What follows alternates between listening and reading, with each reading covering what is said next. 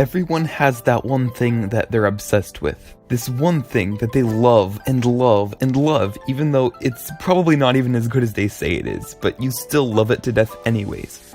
When I say that, I mean a specific game, movie, show, or book. And for me, that thing is Super Mario Galaxy. So today, I'm finally going to end the reviewing every Mario game series. In the first 3 episodes, I reviewed every single mainline Mario game, and then compiled my top 10 Mario games list. Mario Galaxy turned out to be number 1 in the end. And I promised that the last part of the series will be a video essay all about my number 1 pick, and why it's my favorite Mario game. And guess what turned out to be number 1? Mario 64! Obviously I'm joking, it's Mario Galaxy. Super Mario Galaxy, as I said, is not only my favorite Mario game, but it's also my favorite game of all time. But why is it my favorite game? What makes it so amazing? I'll answer these questions in the video. I'll talk about Galaxy 2 here as well, by the way, because if Nintendo won't acknowledge this masterpiece, then I will. Anyways, let's start now.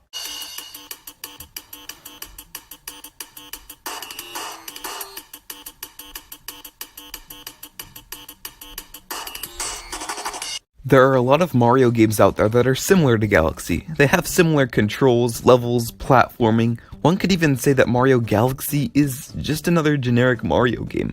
But they could not be more wrong, at least in my opinion.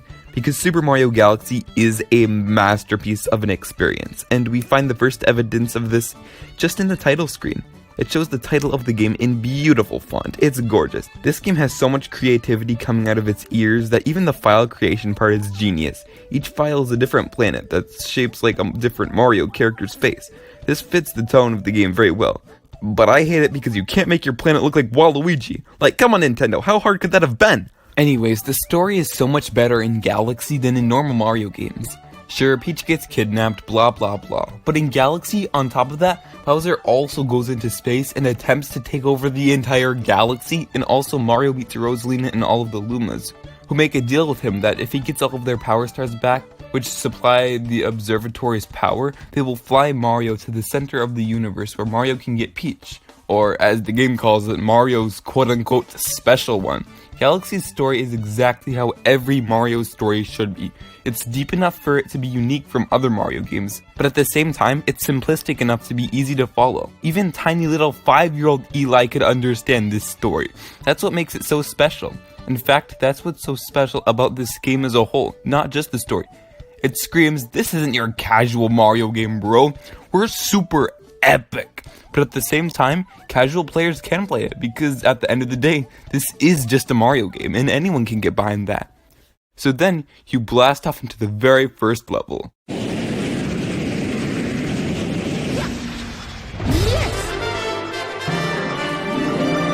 Good Egg Galaxy is a great way to introduce you to the game. The very first planet in the game looks like a normal level, but then, you realize you can walk on the other side. This introduces you to the whole planet thing. It's as simple as that. The planet is well designed too on top of that. The whole level is a lot of fun, and it's the perfect difficulty level, and the boss at the end is also super creative. After that is all the other levels in the dome, and this is when you learn another one of the game's strengths, the variety. Sure, they all have the theme of space holding them all together, but there's still so many different ideas in one game. First of all, just in the first dome, they have a bee-themed level where you shrink down to the size of a bee, and you even get a power-up that lets you epically cosplay as a bee and fly around. Doesn't that sound fun? And then, you get to play Loop-de-Loop Galaxy, which... no, I'm not gonna say good things about them, it's not that good. Yeah, I guess this is a good time to talk about the bad levels, because there are a few stinkers in this game. Really, the ones that are considered to be not as good as the others are just levels that are weird and have different control methods. People would probably appreciate how well the levels are designed if Nintendo didn't force you to use motion controls. To be honest, I don't think they should have given you the option to not use motion controls, because that would kind of defeat the point of most of these galaxies.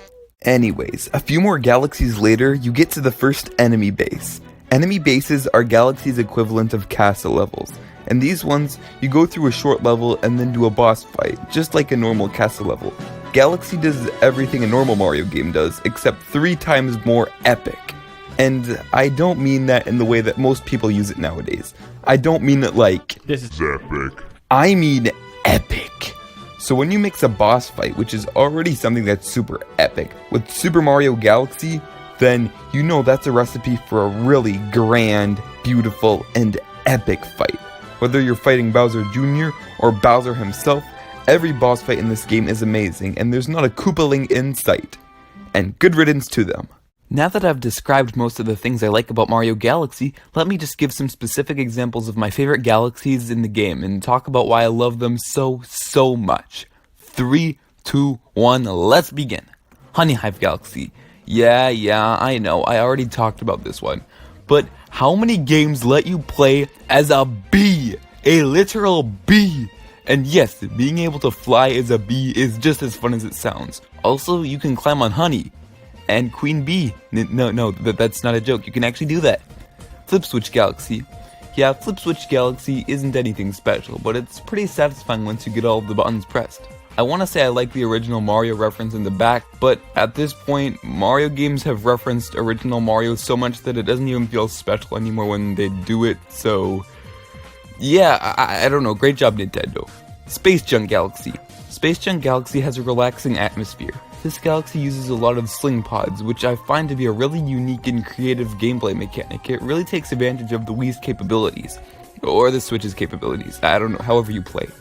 Battle Rock Galaxy. Battle Rock is an amazing galaxy. For part of the level, you're on a moving platform and you have to avoid stuff. After that, you need to break some glass domes with bullet bills. It's a good galaxy and is super well designed. Beach Bowl Galaxy. This one is a super relaxing beach-themed level. There are a bunch of different penguins here, and one of the stars requires you to steal from a child! So rude. Ghostly Galaxy. Ghostly Galaxy is a super spooky galaxy. You have to fight this thing of nightmares, and also save Luigi. And also, I think Luigi took a double share because he saves himself too. Toy Time Galaxy. Now, Toy Time Galaxy is my favorite galaxy in Mario Galaxy 1. You can't argue with the fact that this is easily the most memorable galaxy in the game, even if you don't like it because of this disgusting thing. The robot fight was fun, I like the bosses, and I like the music. It's interesting how Nintendo chose Toy Time Galaxy music as the Mario Bros 35th anniversary song too, by the way. But I guess that makes sense, it fits well. Melty Molten. This level feels so intense. Sometimes I just look at this level, and if you take Mario out of it, and take all of the Goombas and coins and 1-ups and stuff, you could convince me that this isn't even a Mario level, and that it's a level from a non-Mario game, and I mean that in the absolute best way possible. It feels so out of this world, and this level is a masterpiece. And that's all the galaxies I wanted to talk about, just kidding. I have yet to mention one of the greatest final sequences in all of video game history. The final Bowser level is beautiful. After gaining enough stars, Mario, Rosalina, and the others fly to the center of the universe. The atmosphere, as always, is so grand, and when Rosalina yells, "Go, Mario!" How can you not get chills down your spine in this moment? The level leading up to the Bowser fight is also so amazing. The beginning has a creative section with some spotlights that have their own gravitational pull, which is a brilliant idea, and the rest of the level really doesn't feel like a traditional Mario final level, but it still feels like a final level, if you understand what I mean. It feels more like it's testing your skills. It's reviewing everything you learned to prepare for the final test. Oh wait, this isn't school. Then, the final battle happens, and I don't have words. Literally, I genuinely don't know how to describe the fight to you. I know I keep saying this over and over, but it feels so grand and epic. After that, you rescue Peach, which is great and all, but the part after that, that's what really gets me. Mario's with Luma, but then Luma goes and waves goodbye. Then all of the other Lumas go too, and they sacrifice themselves for Mario. And this... okay, fine. Maybe I cried a little bit, but come on! The music, combined with the look on Mario's face, combined with how adorable the Lumas are. If you don't cry at this part, no, if you don't feel any sort of emotion at this part, you are not human. It is just a beautiful scene, and, well, it's one of the only fictional things to ever bring a tear to my face. And you can make fun of me in the comments section all you want, but to be honest, I'm not even that embarrassed by it. Okay, that's not true. Maybe I am a little bit. But anyways, moving on from that dumb and cheesy stuff, let's talk about Mario Galaxy 2 now, epic gamer bros.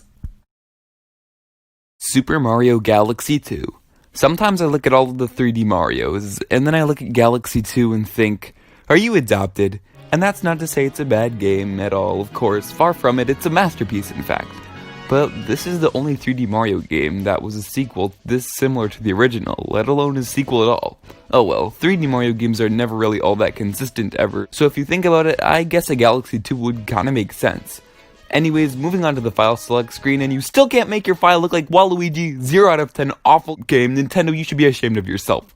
Anyways, the story in Galaxy 2 is a lot of people's biggest issue with the game. Personally, I never thought it was that big of a deal. After all, it does mean that we get better gameplay in the end. But anyways, the story is that Mario goes to another star festival, but spoiler alert, Bowser kidnaps the princess, so Mario and Luma that only speaks in PlayStation buttons team up to save her. Along the way, Mario meets Luvva, who lives on Starship Mario. And I'm saying it now, Luvva looks like the purple version of Patrick. Galaxy 2 definitely has worse story than Galaxy, but I feel like it has better levels and creativity. In fact, I'd say the whole atmosphere of the game is a lot different from Galaxy 1 because it does a lot more with its space theme visually. In Galaxy 1, it didn't do too much with its space backgrounds. All it really had was black, boring space background. But with Galaxy 2, no. It has tons of different colors and space themes. There's so much variety, and the background can be atmospheric at times. Get it? Atmosphere? So anyways, here's some of my favorite galaxies in Galaxy 2. Ready, set, go. Yoshi Star Galaxy. Yoshi Star is the first level ever to contain, you'll never guess, it's the first level to contain these smooching guys. Oh yeah, and Yoshi too, I guess. Overall, this is a pretty decent level, but to be honest, it's not much more than that. It does utilize Yoshi's tongue ability in some creative ways though. Spin Drill. Spin Drill Galaxy features another insanely creative power-up. You grab a spin drill and it lets you drill your way to the other side of the planet. It really does a good job of tying into the planet thing. The boss fight is fun too. Starshine Beach. Starshine Beach is actually a sequel to Beach Bowl Galaxy. The atmosphere is relaxing and this level actually kinda feels open world. Also, can you believe that Mario's Sunshine stole the Piantas from Galaxy? How could they? Supermassive Galaxy. This is like that one singular level in Mario 3 where everything is huge. Okay, but in all seriousness, in the first episode of the Reviewing Every Mario Game series, I said that my favorite level in Mario 3 is the one where everything is huge, but then my boys Wooshie and Dangus corrected me and said that that's actually the theme of the entire world, so my bad. I've never actually beaten Mario 3 before, so I'm not really an expert on it. And while we're on the topic of things I regret in the Reviewing Every Mario Game series, can I point out that I put Mario 1 at a 5 out of 5? It's a fun game and all, but my gosh, what was going through my head? I also put Mario 3 at a 4 out of 5, even though it's pretty much objectively better than Mario 1. What was wrong with me? Anyway, Supermassive is a pretty cool galaxy, I guess. Flip Swap Galaxy. Flip Swap Galaxy isn't anything mind-blowing presentation-wise, but it has a super creative gimmick. When you spin, the platforms change. It makes you think ahead, and you almost have to manage your resources a little bit. Fluffy Bluff. The new power-up is one of the most creative ones in the game, in my opinion. You can create 3 different cloud platforms to stand on, and it can really come in handy at times. Also, it's a pretty well-designed galaxy overall. Fleet Glide Galaxy. I don't really like the controls in Fleet Glide Galaxy, but everything else is so great. You fly in a big factory, which is unique. At the end, things start falling down, which seriously brings a sense of tension to the level. It's so cool. Melty Monster Galaxy. Now this galaxy is basically like Melty Molten Galaxy from Galaxy 1, but 3 times better. Lava levels in Galaxy games are always so dang intense, and Melty Monster Galaxy is the textbook example of this. The music is just, it fits so perfectly, I love it. I can't even describe. I had no idea when else in the video I should talk about this, but let's discuss easily my favorite part about these games, the music. I genuinely, honest to goodness, have no words for how incredible this soundtrack is. It is just a masterpiece. I'm not even gonna bother to describe it to you, because, let's be honest, describing music Describing any game, movie, show, book, or song is kind of stupid. In order for you to truly know if something is good or not, you have to experience it for yourself, because describing the music in this game would just not be right. All I'll say is that if you play Mario Galaxy with the volume off, you're not really playing Mario Galaxy. So that's why I heavily encourage you to just listen to some of the soundtrack on your own if you've never heard it before. It's gorgeous. In fact, if you want, just go play Mario Galaxy instead of watching this dumb video. The only way for you to understand why it's so amazing is for you to play it for yourself. Look, I am not good at reviewing video games or movies or anything in general. I can never quite 100% pin down what makes a game so great, but I can still feel if the game is great or not just by playing it, by experiencing it. You have a certain feeling that comes over you that tells you, yeah, this is a good game. So I'm not going to pretend like I 100% know what makes it so great. So just play it for yourself. Develop your own opinion. And if you're any better of a critic than I, then pinpoint down all of the things that make it so magical. And if you're like me and aren't able to do that, then watch other people do it. Specifically, watch The Quiet Sadness of Super Mario Galaxy. It's my favorite Mario Galaxy video on YouTube, and it might possibly be my favorite Mario video of all time. It's only about 10 minutes long, so you have nothing to lose. The guy perfectly, expertly nails down the quiet sadness of Mario Galaxy. But the sadness is really happiness. And I don't know if that makes sense to you or not, so just watch the video and find out for yourself. So that's why I love Super Mario Galaxy 1 and 2 so much. Thanks for watching this video. Remember to subscribe and like and comment and... Okay, fine. There's one side of the story that I haven't told yet. I have a deep nostalgic connection to Mario Galaxy. It was my second ever Mario game, and I used to play it all the time. And yeah, fine, I'll admit it. A good amount of the reason I like this game is nostalgia. I'm gonna be 100% honest with you. But, to be fair, a lot of the reason a lot of people like Mario 64 is nostalgia, so I think I'm kind of justified. Plus, I can definitely say that this game would still be a masterpiece even without the nostalgia. So, yeah, I kind of like this game. Needless to say, Super Mario Galaxy is and will always be a masterpiece in my heart. To me, Mario Galaxy is a big boy. Yeah, it's one of the big boys. So that's all. That's why I love Super Mario Galaxy 1 and 2 so much.